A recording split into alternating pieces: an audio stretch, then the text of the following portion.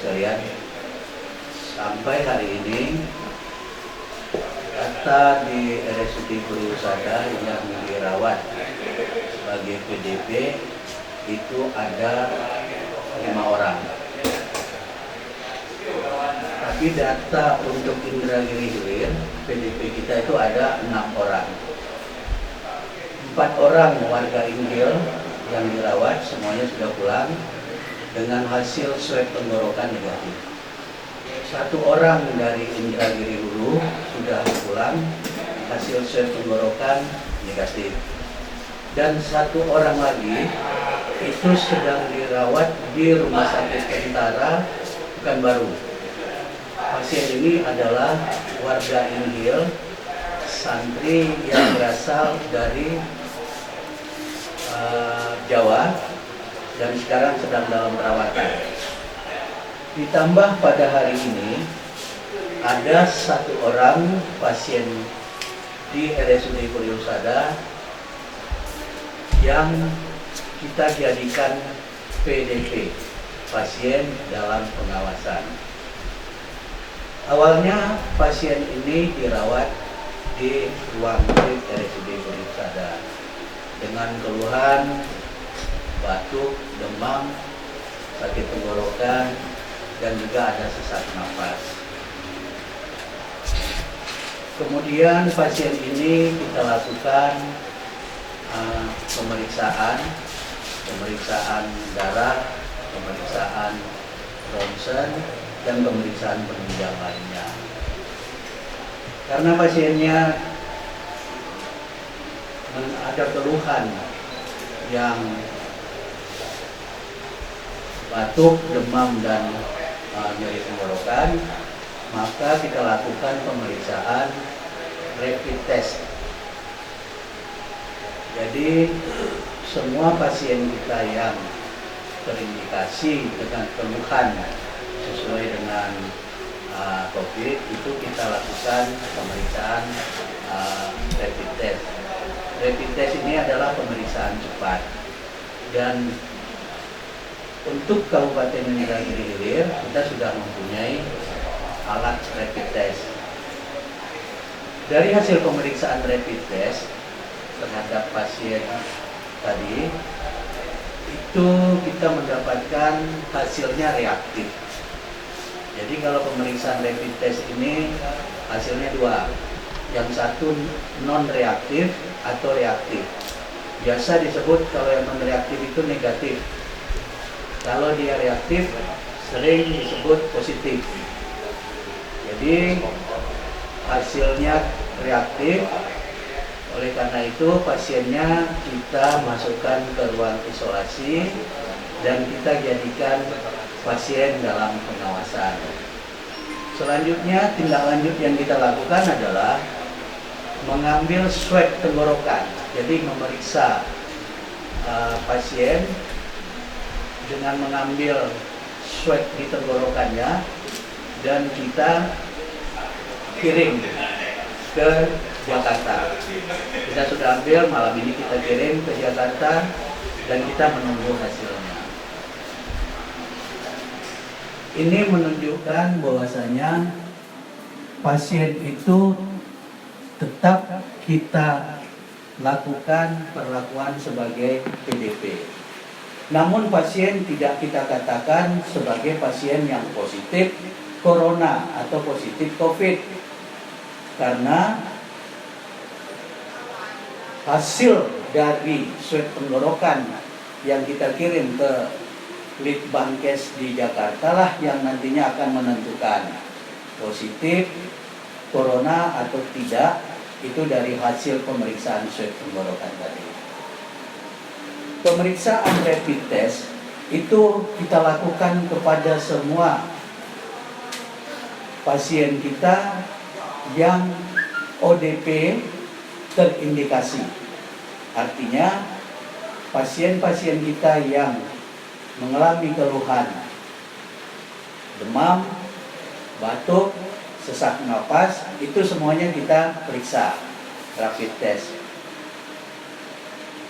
Kalau rapid testnya positif, itu bukan berarti pasien tersebut sudah positif corona. Ini saya ulangi dan saya garis bawahi, kita masih memeriksa swab tenggorokan yang merupakan pemeriksaan yang memastikan pasien itu adalah positif COVID-19 atau tidak. Jadi kepada seluruh masyarakat kami tegaskan sekali lagi, kita memang ada merawat pasien dalam pengawasan dan hari ini kita belum ada pasien yang dinyatakan positif COVID-19. Saya kira ini yang saya sampaikan. Kalau ada pertanyaan, silakan. Jadi, mana kami menginformasikannya bahwasanya kalau dari sudut pandang, ini kan ada dua sudut pandang yang berbeda nih kan, artinya positif melalui hasil swab dengan positif dengan hasil rapid test itu kan berbeda menurut Bapak dari Dewan. Jadi sudut pandang yang mana yang bisa kami ambil ini? Ya, kalau penjelasannya dijelaskan bahwasanya pasiennya rapid testnya reaktif atau positif, tapi pasiennya bukan dinyatakan sebagai positif COVID, karena yang menyatakan positif COVID adalah hasil pemeriksaan swab.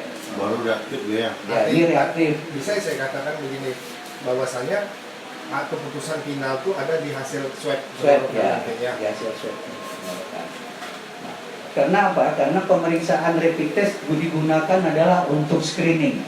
Jadi kita untuk tracking, untuk screening, untuk mengetahui orang tersebut mengarah nggak ke arah COVID. Jadi kita melakukan pemeriksaan rapid test. Khusus untuk Indragiri Hilir hari ini, kita memeriksa rapid testnya adalah kepada orang yang terindikasi, yaitu untuk ODP. Sebenarnya seluruh ODP harus kita periksa rapid test, tetapi jumlah rapid test kita masih terbatas, maka yang kita lakukan adalah pemeriksaan kepada ODP yang terindikasi dengan keluhan seperti demam tinggi, adanya batuk di tenggorokan atau sesak napas. Berapa orang tadi Pak yang reaktif Pak? Satu orang. Izin Pak, jadi apakah proses penelusuran, karena kan banyak kasus-kasus di sebelumnya itu nasional Pak ya, bahwa PDP itu bahkan belum sempat hasil dari ininya keluar, tapi maaf beliau misalnya sudah terlanjur meninggal ya. Seperti itu. Kemudian juga proses tracking dari interaksi beliau ini, bagaimana soal identitas, kemudian juga riwayat dari pertemuan si reaktif tadi yang dikatakan reaktif. Terima kasih. Ya, jadi kalau pasiennya kita sudah nyatakan dia sebagai PDP, kita perlakukan sebagai perawatan PDP sambil menunggu hasil. Kemudian kita akan melakukan PE, namanya penyelidikan epidemiologi. Jadi kita akan melakukan telusur ke siapa saja yang kontak sama pasien tersebut untuk dilakukan tindak lanjut. Tindak lanjutnya adalah dengan melakukan isolasi. Bisa isolasi mandiri, bisa juga kita lakukan isolasi yang isolasi di rumah sakit atau di tempat yang memang disediakan. Jadi kalau untuk kita nanti kita telusuri pasiennya, kemarin dia dari perjalanan penyakitnya kan telusuri dia sudah pernah berobat di mana. Seperti kasus ini pasiennya sudah pernah berobat di rumah, dirawat oleh dokter, juga dirawat oleh para medis. Nah, nanti kita akan telusuri, kemudian nanti akan kita lakukan isolasi terhadap mereka-mereka yang sudah kontak, termasuk juga yang di rumah sakit. Kemudian Pak, yang terkait masalah rapid test, yang ODP tadi yang diindikasikan akan dilakukan rapid test tadi, itu yang sudah dilakukan kan sudah berapa orang Pak? Kalau memang sudah atau memang belum dilakukan? Kalau untuk di rumah sakit, kita yang pasien ODP kita sudah lakukan 3 orang. Nah, jadi hasil yang satu ini positif.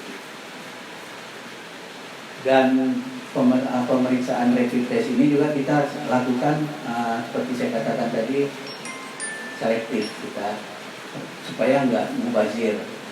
Nah, ini yang perlu juga dijelaskan pemeriksaan rapid test itu akan efektif apabila diperiksa kepada orang yang mempunyai keluhan antara 5-7 hari. Jadi kalau tanpa keluhan kita periksa itu juga boleh, cuma hasilnya tidak akurat. Kalau dia sudah lebih dari 5-7 hari, itu kita memeriksa antibodi telah terbentuk di dalam tubuh pasien. Berapa hari Pak nunggu Pak? 5-7 5-7 hari ke atas itu sangat baik untuk pemeriksaan bagi mereka yang mempunyai keluhan. Izin Pak, maaf Pak. Ini kan memang sebenarnya masih reaktif dalam hal rapid test ya Pak. Apakah sudah boleh dilakukan langkah-langkah yang langsung memang ini Pak, misalnya yang tracing tadi, kemudian Bapak juga melakukan isolasi kepada yang berinteraksi dengan ini dan riwayat dalam 5-7 hari terakhir gitu Pak? Ya, itu kita langsung melakukan penelusuran, kemudian kita lakukan tindak lanjut. Seperti mungkin dengan melakukan isolasi kepada orang-orang yang kontak dengan pasien. Kenapa itu menjadi prosedur kita ya? Izin Pak, ini pengalaman sebelumnya penggunaan rapid test ini seberapa mungkin Pak untuk dia tuh bakal positif hasil swabnya Pak? Ada nggak persentasenya gitu yang bisa dipaparkan? 80%, 90%? 70 Pak. Ya kalau di pemeriksaan rapid testnya digunakan dengan tepat dan benar, akurasinya di 90-an%. Oh, akurasinya Pak. Ya, kadang-kadang orang yang tidak ada keluhan diperiksa ya hasilnya jadinya tidak akurat. Karena penentuan sekarang dari pasien ini sebagai positif COVID atau tidak tetap melalui swab tenggorokan. Maaf Pak, kira-kira sudah ada penyelidikan awal apakah si pasien tadi ini terpaparnya di mana Pak, ataupun kapan dan harinya seperti apa? Ya udah tadi yang saya jelasin kan tadi sudah ditangani oleh dokter, para medis kan dirawat di rumah, kemudian dia dikirim ke rumah sakit, dan di rumah sakit hari ini kita melakukan pengisolasian terhadap pasiennya. Tidak, maksudnya penyelidikan awal apakah mungkin diperkirakan dia baru pulang dari Jakarta di sana terkenanya atau dari Malaysia sih?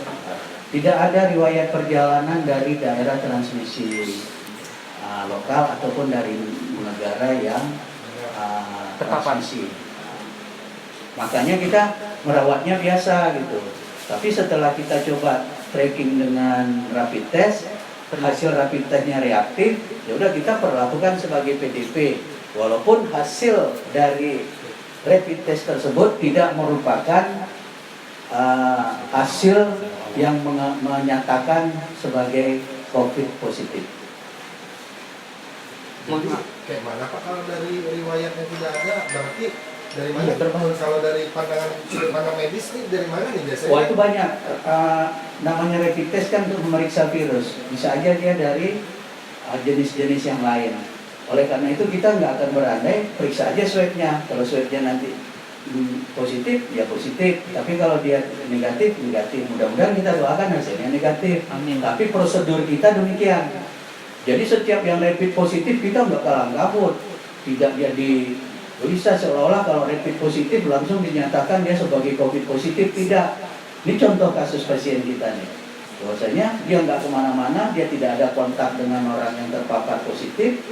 Namun dari rapid testnya positif. Nah, rapid test ini juga tidak menjadi suatu jaminan bahwasanya pasiennya akan COVID positif.